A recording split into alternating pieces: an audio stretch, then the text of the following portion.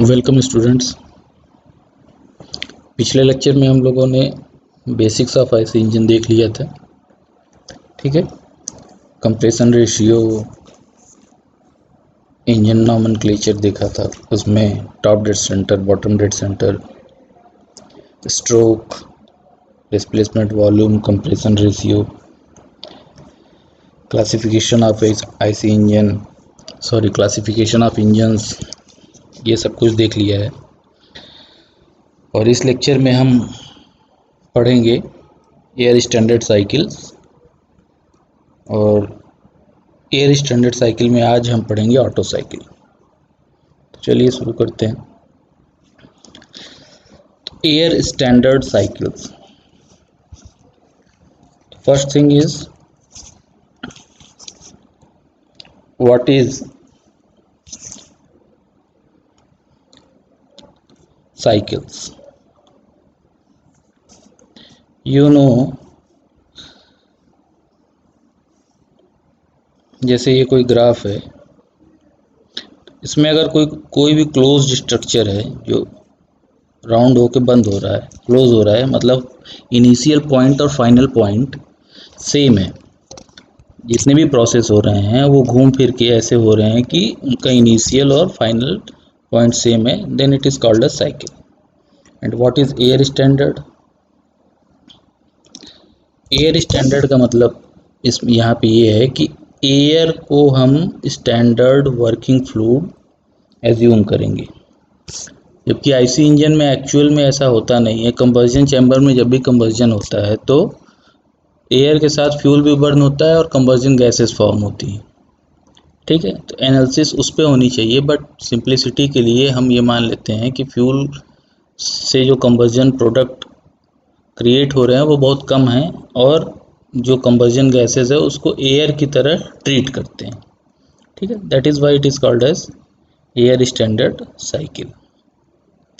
इसीलिए इसको ideal IC engine cycles भी बोलते हैं। ठीक है, क्योंकि हम थोड़ा सा अपने आप को एक्चुअल से दूर हटा के आइडियलिस्टिक बनाते हैं। ठीक है, अब इसमें क्या क्या एजम्पशन हैं वो देख लीजिए। बहुत छोटे छोटे एजम्पशंस हैं। The working substance, first assumption is the working substance is air and it behaves as an ideal gas। यह भी हमने आपको बता दिया कि जो वर्किंग सब्सटेंस होगा वो हम एयर ही ट्रीट करेंगे, कंबशन गैस नहीं ट्रीट करेंगे। और उनका बिहेवियर जो होगा वो भी हम एज्यूम करेंगे कि वो आइडियल गैस की तरह बिहेव करेंगे। ठीक है, सेकेंड एजम्पशन है the working substance is of fixed mass, that is closed system analysis. मतलब जब भी हम एयर स्टैंडर्ड साइकिल पढ़ते हैं तो सपोज करिए ये पिस्टन सिलेंडर अरेंजमेंट है, तो यहाँ जो वाल्व लगे होते हैं इनका ओपन और क्लोज होना हम बैन कर देते हैं। ठीक है, मतलब एक बार जो एयर इसके अंदर फिल हो गई वो अब न बाहर जाएगी और ना ही एक्स्ट्रा एयर अंदर आएगी। ठीक है, क्लियर? तो ये है क्लोज सिस्टम एनालिसिस। अब स्टैंडर्ड एयर का कुछ थर्ड एजम्पशन है कि the specific heat of working fluid remains constant. अब चूंकि यहाँ पे बर्निंग होती है कंबशन चैम्बर में, यहाँ पे कंबशन होता है या बर्निंग ऑफ फ्यूल होता है। ठीक है, बर्निंग की वजह से यहाँ पे टेम्परेचर और प्रेशर वेरी करता है। सिलेंडर के कंबशन चैम्बर में due to combustion of fuel and air mixture temperature और प्रेशर वेरी करता है। वो भी हल्का फुल्का वेरी नहीं करता, वेरिएशन काफ़ी लार्ज अमाउंट में होता है। तो ऐसी कंडीशन में क्या होता है, गामा या स्पेसिफिक हीट सीपी और सीवी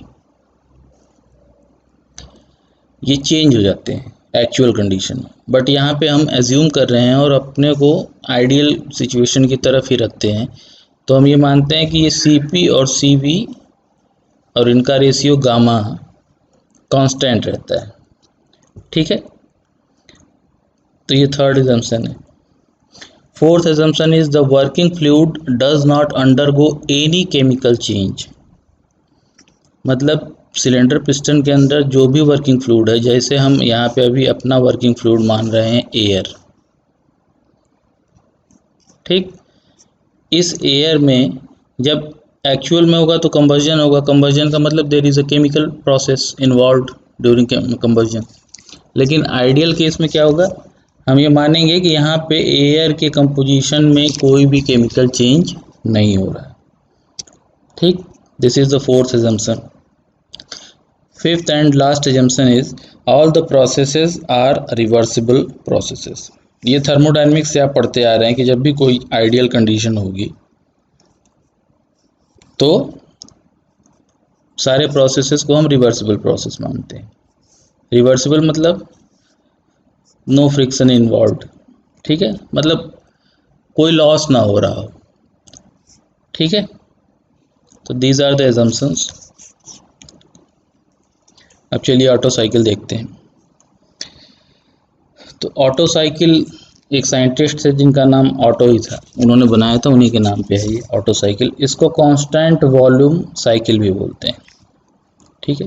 कांस्टेंट वॉल्यूम क्यों बोलते हैं अभी बताएंगे। कांस्टेंट वॉल्यूम साइकिल बोलते हैं और ये बेसिकली यूज होता है 2 स्ट्रोक्स इंजन में।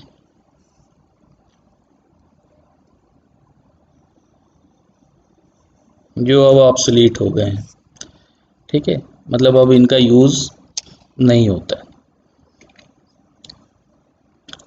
तो Otto cycle is also called as constant volume cycle and it is used in 2 strokes engine, ठीक है। अब इसके ग्राफ को देखते हैं। This is the PV diagram of Otto cycle. अब यहाँ थोड़ा ध्यान दीजिए कि ये एक सिलेंडर पिस्टन अरेंजमेंट है। इनिशियल पोजीशन ये है, मतलब पिस्टन इनिशियल में यहाँ पे है, ठीक है। तो जितना वॉल्यूम ऑफ एयर एंट्री होनी थी वो हो चुकी है, ठीक। यहाँ से शुरू करेंगे, दिस इज पॉइंट 1। जितना वॉल्यूम ऑफ एयर एंट्री करनी थी सिलेंडर के अंदर वो एंट्री हो चुकी है। अब यहाँ पे जो वॉल्व लगे हैं वो ऑलरेडी क्लोज्ड हैं, अब ये वॉल्व ओपन नहीं होंगे, ठीक है। तो अब क्या होगा, ये पिस्टन इस एयर को, पिस्टन इधर मूव करेगा और एयर को कंप्रेस करेगा, ठीक है। पिस्टन जब इधर मूव होगा और इधर सारा ब्लॉक है, एयर कहीं से आउट नहीं हो सकती, तो इसके अंदर जो भी एयर होगा वो कंप्रेस होगा। कंप्रेस होने से उसका प्रेशर इंक्रीज होगा और वॉल्यूम डिक्रीज होगा, इतना आपको पता ही है, ठीक है। तो process 1 to 2 is a compression process. This process is a compression process, ठीक है। और चूंकि हम एयर स्टैंडर्ड साइकिल पढ़ रहे हैं, ठीक है, क्लियर। तो ये क्या होगा, रिवर्सिबल कंप्रेशन प्रोसेस, ठीक, रिवर्सिबल कंप्रेशन होगा। इसके अलावा ये जो सिलेंडर है ये इंसुलेटेड रहता है,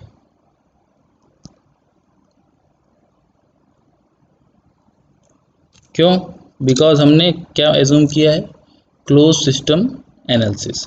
इंसुलेटेड मतलब नो क्यू इज इन और आउट, ये पॉसिबल नहीं है, ठीक है। तो इसलिए क्या होगा, ये एडियाबेटिक हो जाएगा। तो एडियाबेटिक रिवर्सिबल कंप्रेशन, और इसी को बोलते हैं आप दूसरे टर्म्स में isentropic compression,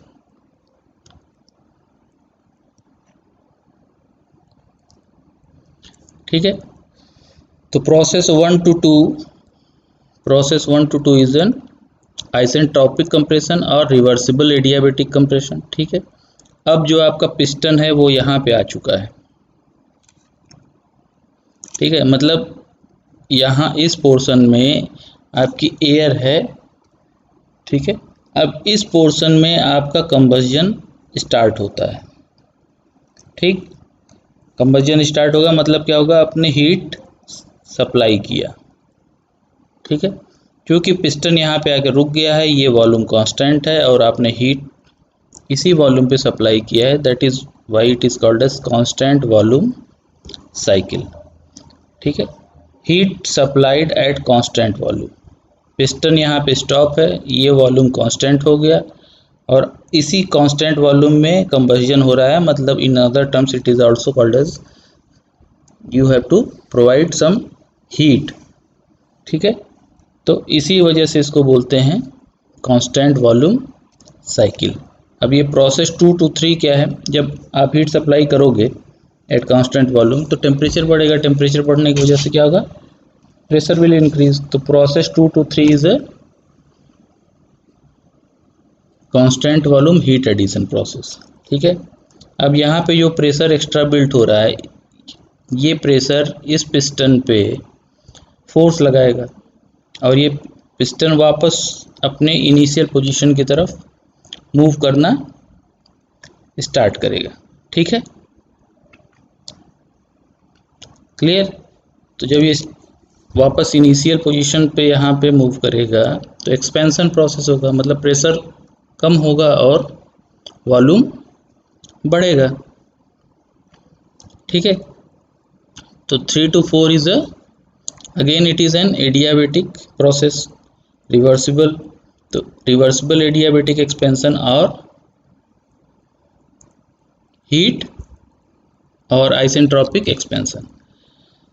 similarly process 4 to 1 is a constant volume heat rejection process. तो ये इसका पीवी डायग्राम है और ये टीएस डायग्राम है। देखिए, जब टीएस डायग्राम ड्रॉ करेंगे हम तो 1 to 2 is an isentropic process. ठीक है, isentropic process with increase in pressure and therefore results in increase in temperature. तो आइसेंट्रोपिक प्रोसेस ऐसे होता है, प्रोसेस यहाँ 1 हो जाएगा, यहाँ 2 हो जाएगा। अब टीएस डायग्राम पे कांस्टेंट वॉल्यूम की लाइंस ऐसे होती हैं। ठीक है, तो ये हो जाएगा 0.3। ठीक, और फिर 3 to 4 क्या होगा, एक्सपेंशन हो रहा है तो टेम्परेचर कम हो रहा है 3 to 4, और उसके बाद फिर हीट रिजेक्शन हो रहा है। तो ऐसे बनता है टीएस डायग्राम। ये है Q सप्लाइड, ये है Q rejected. Q supplied in the process 2 to 3, rejected in the process 4 to 1। चलिए आगे चलते हैं। अब इसकी एफिशिएंसी का हमको डेरिवेशन करना है। एयर स्टैंडर्ड एफिशिएंसी और ideal efficiency of Otto cycle. तो सबसे बेसिक फार्मूला होता है एफिशिएंसी का, output upon input. What is the output?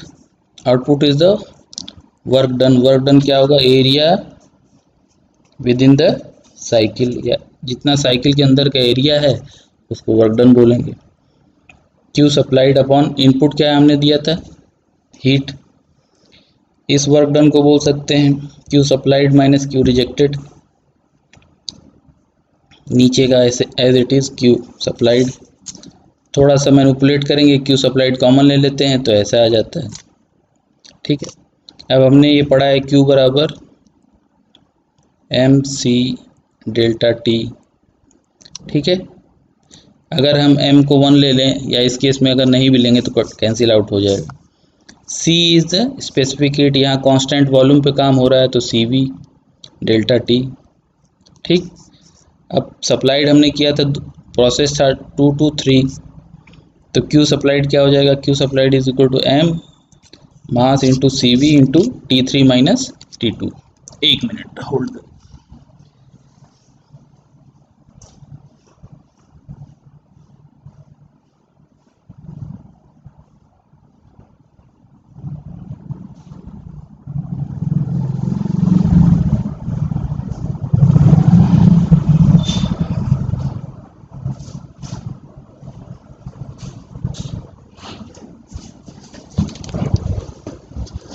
हाँ, तो Q सप्लाइड हो गया M C we T3 minus T2, और Q रिजेक्टेड का जो प्रोसेस था वो 4 to 1 में चल रहा था, तो Q रिजेक्टेड कितना हो जाएगा, M C we T4 minus T1। अब ये दोनों वैल्यू यहाँ पे हम पुट कर देंगे। ठीक है, तो M C V cancel out हो जाएगा, फाइनली बचेगा क्या, 1 minus T4 minus T1 upon T3 minus T2। ठीक है, बिकॉज यहाँ ऊपर से हमको T1 कॉमन लेना है, नीचे से हमको T2 कॉमन लेना है। तो T1 और T2 अगर हम कॉमन ले लेंगे तो ऊपर बचेगा T4 अपॉन T1 माइनस 1 और नीचे बचेगा T3 बाई T2 माइनस 1। ठीक है, तो ये इतना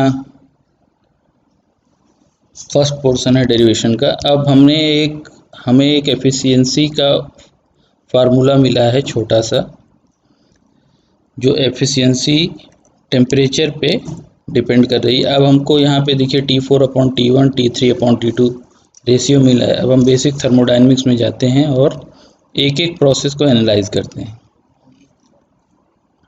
अब 1 to 2 प्रोसेस जो था वो क्या था, आइसेंट्रोपिक कंप्रेशन या एडियाबेटिक। अब आप जानते हैं एडियाबेटिक का फार्मूला TB के power gamma minus 1 is equal to constant.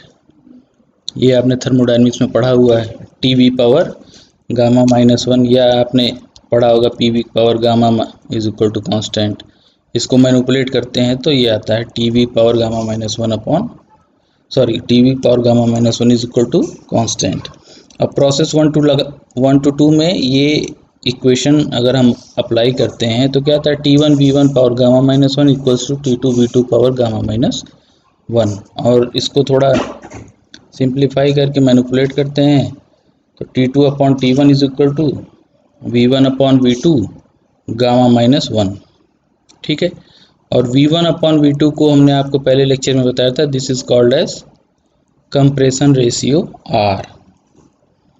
ठीक है, तो T2 upon T1 is equal to R to the power gamma minus 1, this is equation number 1। Again apply the same equation, TB power gamma minus 1 is equal to constant in the process 3 to 4. So similarly we get T3 upon T4 is equal to V4 upon V3 power gamma minus 1. Now you can see in the diagram this V4 is equal to V1 and V3 equals to V2. Clear? Because this is a constant volume. तो V4 की जगह हमने V1 place कर दिया, V3 की जगह हमने V2 place कर दिया। Again V1 upon V2 is called as compression ratio R। तो T3 upon T4 is equal to R to the power gamma minus 1, this is equation number 2। Clear? अब हम क्या करेंगे, T2 अपॉन T1 की जगह और T3 अपॉन T4 की जगह ये प्लेस कर देंगे।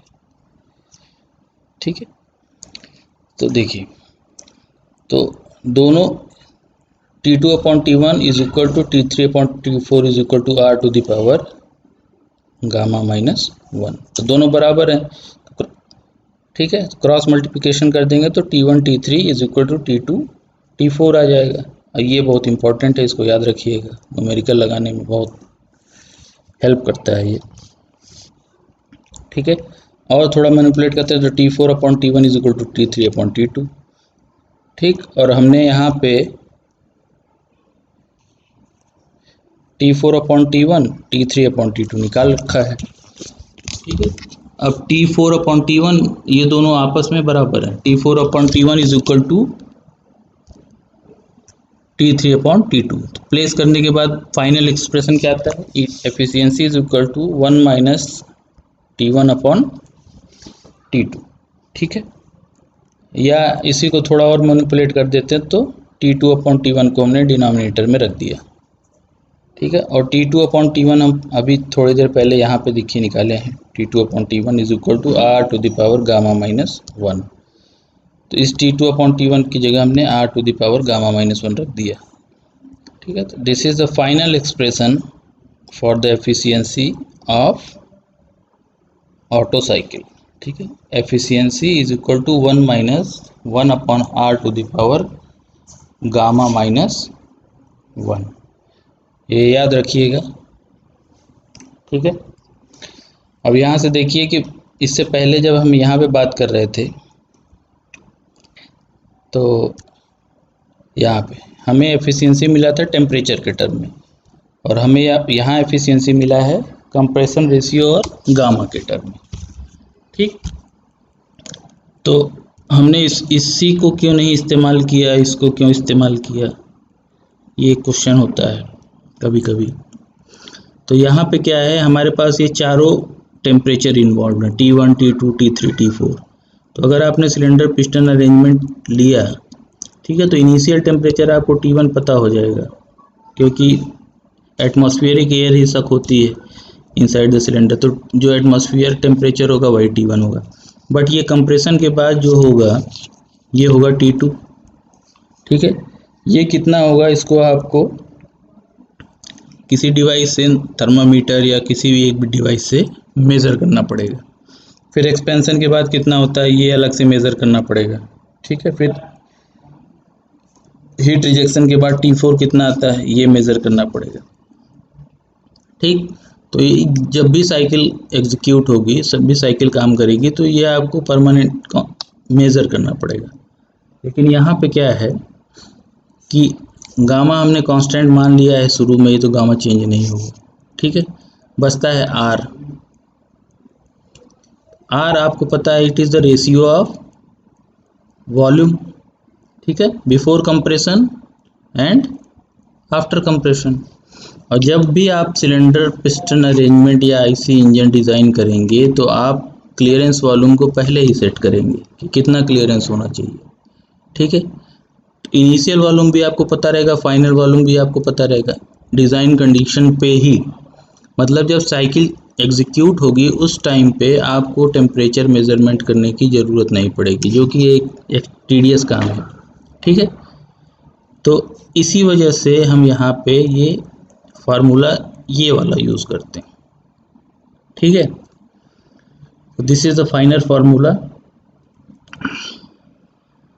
अब आप देखिए कि एफिशिएंसी एक आर पे डिपेंड कर रही है, एक गामा पे डिपेंड कर रही है, ठीक है।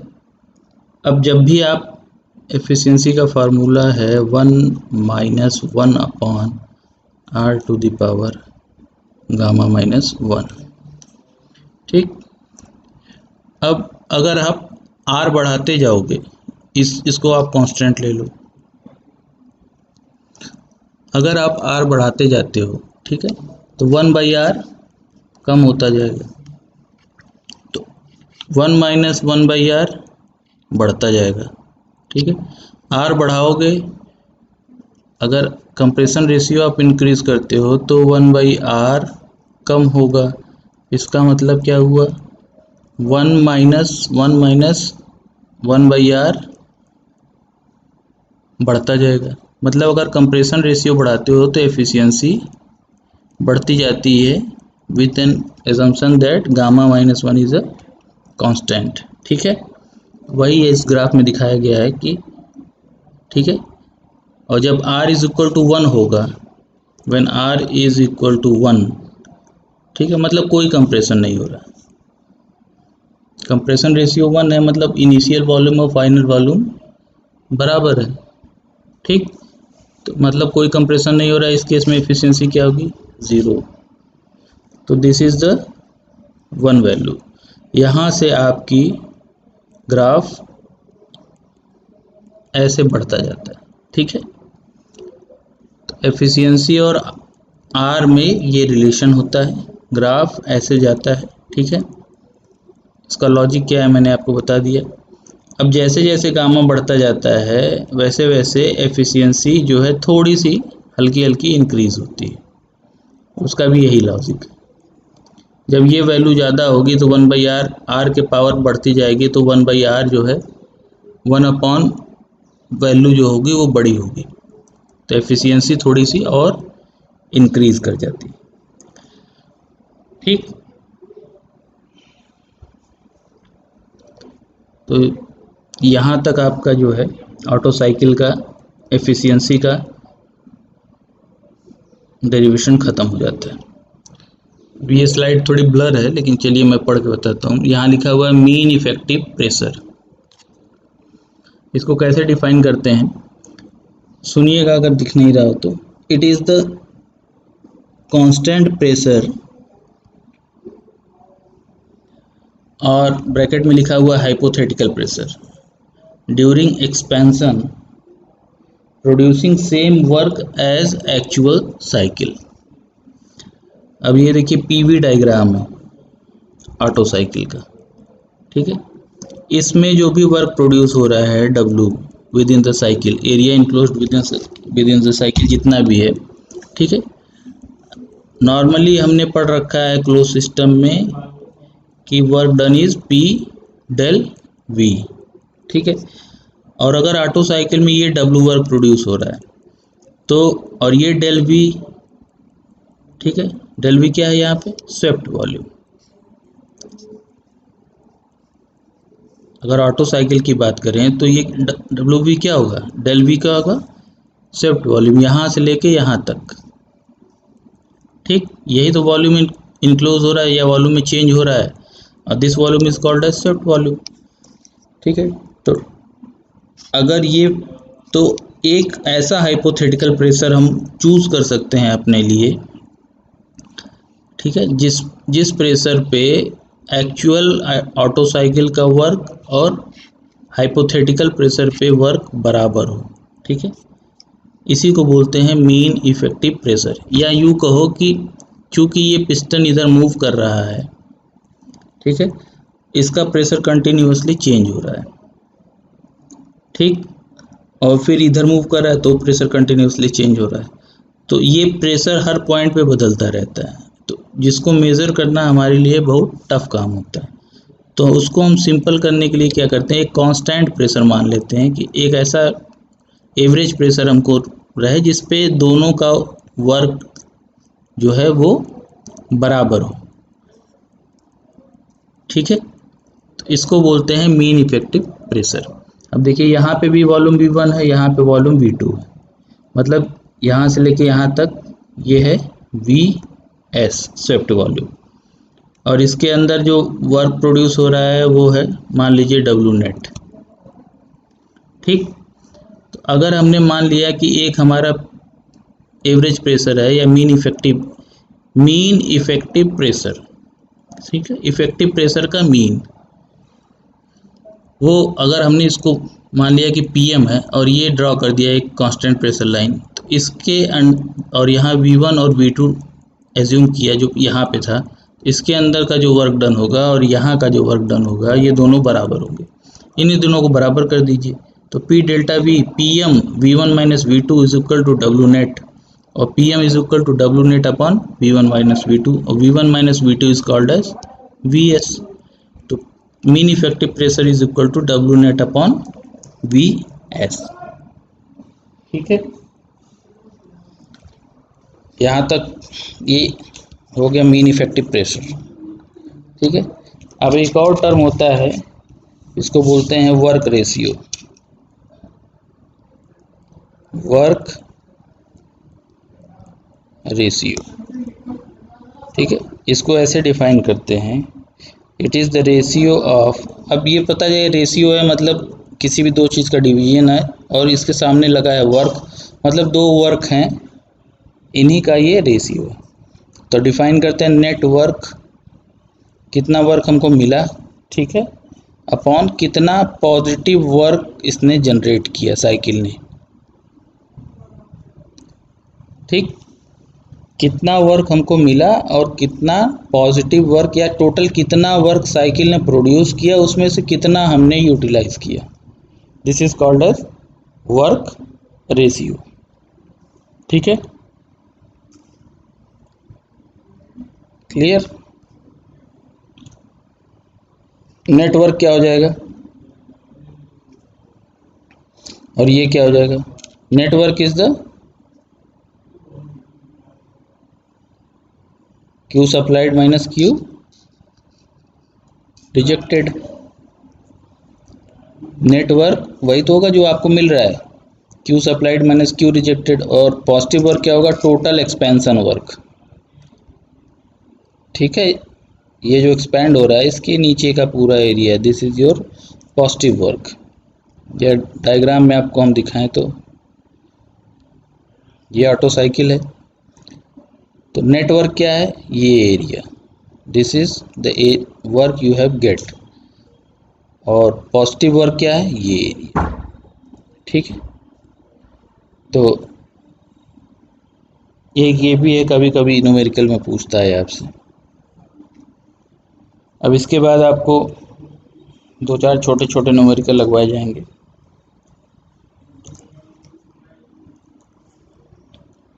वो कल करते हैं न्यूमेरिकल, इसको आप पहले पढ़ लीजिए, रिवाइज कर लीजिए, ठीक है। उसके बाद आपको डीजल साइकिल बताया जाएगा। तो ठीक है, आज के लिए इतना ही।